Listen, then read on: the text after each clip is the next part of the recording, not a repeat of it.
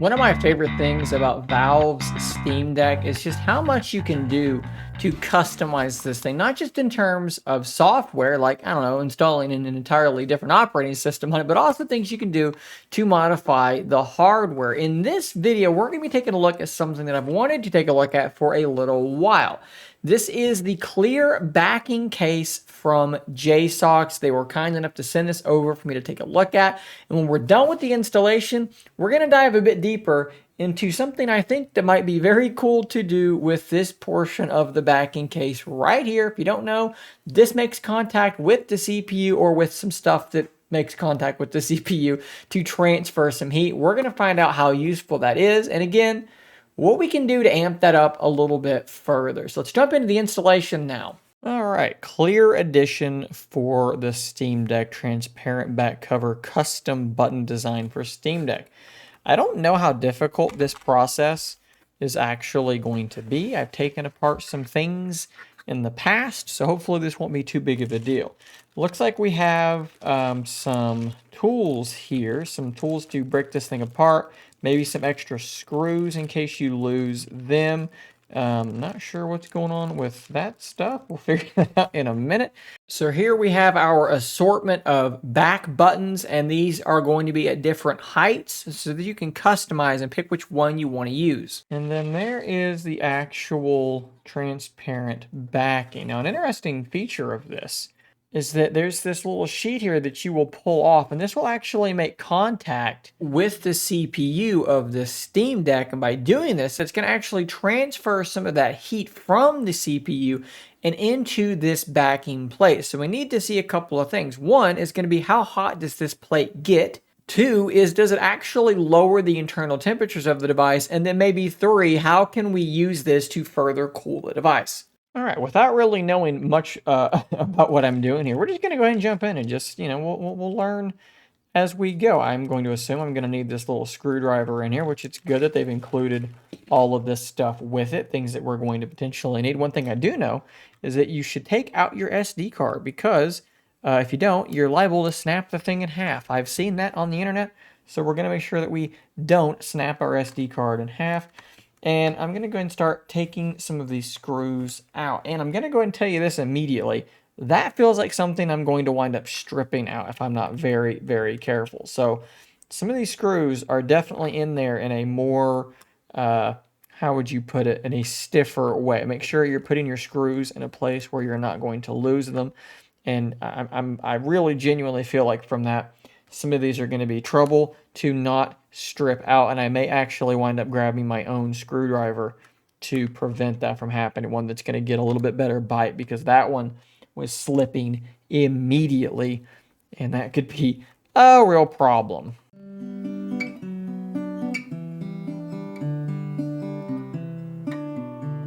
I've just realized that these are probably finger gloves.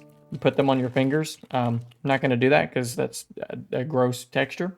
All right, so theoretically, this thing should be able to sort of pop apart now, and I'm assuming that's where this tool is going to come in handy. So we're going to look for a place that we can sort of get a hold of this and start to make a little bit of a gap, start to spread this out a little bit, and just like that, we found a spot. We used the shoulder button there, and that did begin to spread. And with a lot of these things, there will just be little clips that will hold it together. And as we slide along, it should start unclipping them, basically. I'm going to go up to a top edge here. I guess I should say on the side. Nice big solid pop there. You can see there where if you didn't take out your SD card, you'd be fighting against that. Maybe you don't know exactly what's happening. You're wrenching at it and you snap your card in half. So that is the back removed. Not too difficult at all. Actually, really quite easy. And you can see here where this would sit. That is what you're going to be making contact against with this bit here. Go ahead and peel that off now so that we don't forget to do it later. Now, one thing I'm noticing here is that my little back buttons are obviously not on here. Ooh, that's actually sticky. It's like a sticky texture, so it's actually going to like really adhere to it. That is interesting. As I was saying though, I don't have my back trigger buttons here, so let's take a look at these and see if we can figure out exactly what's going on with these. So just looking at them, basically what it appears to be is that they are at different heights. So you can kind of customize these buttons in the sense of how far they are sticking out from the back of the device. Now, I almost never actually use these back buttons, so I'm going to go with these here because I believe them to be basically the exact same as the stock ones were. And I don't really want to change that. So we're going to drop them in, and it's actually labeled here, so you can't get this wrong. This is going to be very simple. Let's just drop them in, and I'm presuming that some of the screws that it came with, yes, they are indeed labeled. So these are the replacements for these four. These are the replacements for the long ones up top. So that's good if you did strip them out. As long as you're able to get them out, you would have been good to go. And then these are going to be the ones for the buttons.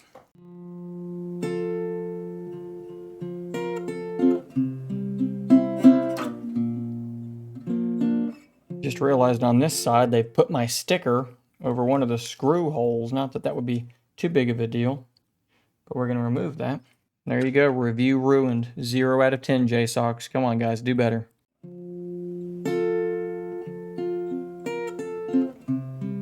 Okay, so that is installed. We are looking okay.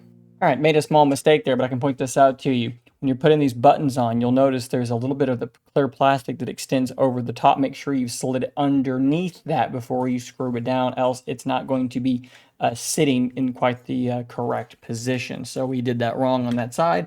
When I picked it up to take the sticker off, I failed to put it back in, but we are in good shape. We should be able now to just put this thing back on. So let's set it on the back, and I can already tell you that that looks very, very cool. And we should be able just to give it some pressure along the edges and let those clips grab on. Obviously, don't squeeze it super hard because you don't want to break anything. But a little bit of force here to get those things to clip into place is going to be just fine. I really like the way that that looks. That is pretty cool. Now we are going to put these screws back in, and I'm just going to reuse the original screws because they were fine and I did not damage any of them in the first place. If you want to use the new ones that are included, you can do that though. Just again, be very careful as you're putting them in not to strip them out. I keep saying that, but it is very, very important. And don't over tighten them, right? Okay, this isn't the tire, the wheel on your car, okay? You don't have to make sure that this thing is on there so good that, you know, you're going to be going 80 down the interstate, okay? As long as it's tight, don't try and really over tighten this thing to some great degree because it's just not necessary. And of course, the finishing touch, let's put the SD card back in. It helps to put it in the right direction. All right, so there we go. We are all back together, and this is looking really, really cool. So right now what you are seeing is my Steam Deck displaying on an external monitor. We are playing Sons of the Forest. And what I want you to really pay special attention to, I'm going to be looking at this sort of small tree there in the middle. We are sitting around 82 degrees on the CPU. A butterfly just landed on my axe. That's pretty cool. 5,500 RPM is pretty much where we're hanging tight. Okay, so the fan is running quite hard. Like I said, 82 degrees Celsius. Been playing for long enough for this thing to be fully thermally saturated. Now, this is on the original backplate. I got Kelvin running up to me here.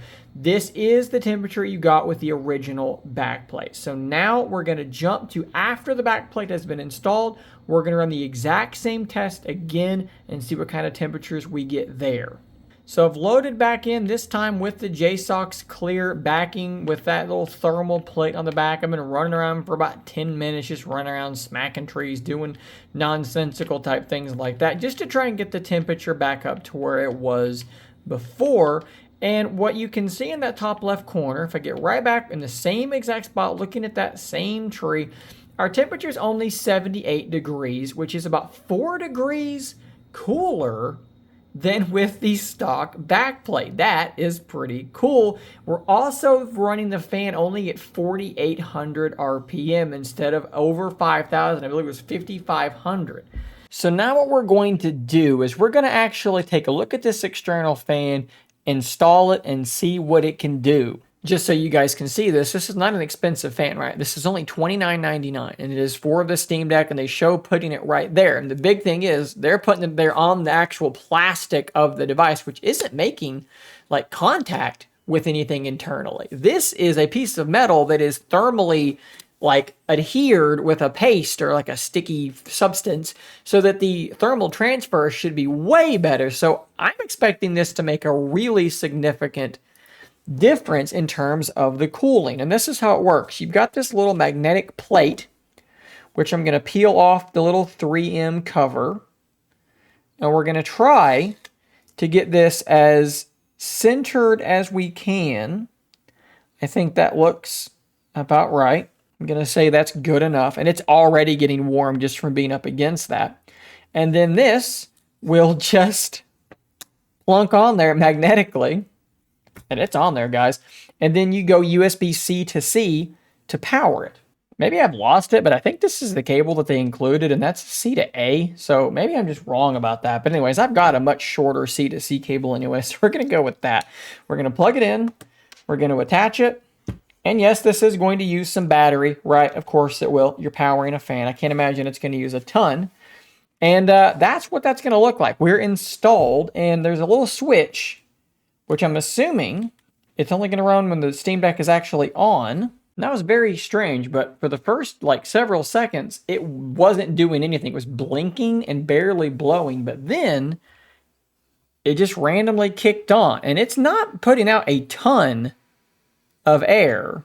I do also want to point out that if you're concerned about this backing plate getting really hot and being uncomfortable when you're holding your Steam Deck, you can pretty much not worry about that. I will say it does get quite hot. I've used a little infrared thermometer to clock it somewhere around 112, 115 degrees Fahrenheit, which is quite hot. And if you're going to just hold your hand on it, yeah, that's going to definitely begin to be uncomfortable. However, the way you hold your Steam Deck, your hands really shouldn't be anywhere near that area. If you're reaching way up there, I don't really know what you're doing. So it does get warm, but I really don't genuinely think it's a problem at all. Maybe if you set it on your lap or something, it could start to be a problem, but in general, it's not been an issue for me at all. We have continued playing Sons of the Forest. Now we've taken as much time as we could, almost 10 full minutes with the fan on, to see if we could get it to lower the temperature or the fan speed at all. Again, standing in about the same exact spot. Now we are running at about 76, 77 degrees Celsius, and our fan is running at about 42 or 4,300 RPM, which does indicate to me that things have dropped, but only the teeny tiniest amount. Now, there's one thing I'm going to have to adjust here. You saw earlier that the fan kind of didn't really want to work when it was plugged directly into the Steam Deck. And I believe that's because the Steam Deck can only barely just produce enough power out of its USB-C port to run the fan. So in this instance, it's actually plugged into a dock to make sure it's going to be running totally normally. So I made the quick switch, and now the fan is being powered by the Steam Deck itself, which means I have to point the camera at the tiny Steam Deck screen instead. Sorry, this makes it a little bit harder to kind of make things out. But if we look at that same tree again, you can see that the temperature is actually staying pretty similar, 76, and the fan speed is now at 4,600, 4,500. So I think the fan, the internal fan of the Steam Deck, has had to actually pick up the pace a little bit to kind of keep the temperature at that 76, 77 spot. So I would guess that when the fan is running off the deck alone, that it does indeed run at a slower RPM, which then means the internal fan of the Steam Deck has to pick up that slack. So what have we learned here from all of this experimentation? We've learned a few things. Number one is that this backing plate that is clear looks awesome. We've also learned that the backing plate alone is going to lower your temperature more than I could have ever imagined that it was going to. We've also learned that this cool little fan, while it looks cool and while you would think it would make a big difference, really doesn't do a whole heck of a lot at all, even when it is being applied directly to something like this, where, you know, you'd think it's going to be at its best possible spot to remove heat from the internals of the device. You might get something like 1 degree. You might be able to lower your fan's RPM by a few hundred RPM, but really, it's not going to make a massive difference. And if I'm being honest with you, this really isn't all that worth doing in general. Doing things like this to pursue, not the backing plate, I like the backing plate, but the fan, to try and pursue another degree or two of improvement, lowering of your internal temperatures, because unless your Steam Deck is thermally throttling, the temperature is kind of irrelevant. Yes, you could say keeping the internals cooler might make for better longevity of your battery, and I guess that's true. But really, this is kind of just a fun experimental thing to do. It's not like your game is going to run at some significantly higher frame rate. Perhaps you could try to overclock and do some crazy things like this. But again, if you're going to go that route, getting the backing plate and just having this thermal spreader back here is going to do about as much work as anything's going to. This is not really going to take you all that much further. You've seen for yourself exactly what it's going to do, and it's up to you to decide if it's worth $30 to you or not. I'll drop a link to everything you've seen in this video in the description down below. As always, Amazon links are affiliate links and therefore do help support the channel. Big shout out to JSAUX for sending this thing over for me to check out. Guys, I will see you on the next one. And until next time, stay nerdy, my friends.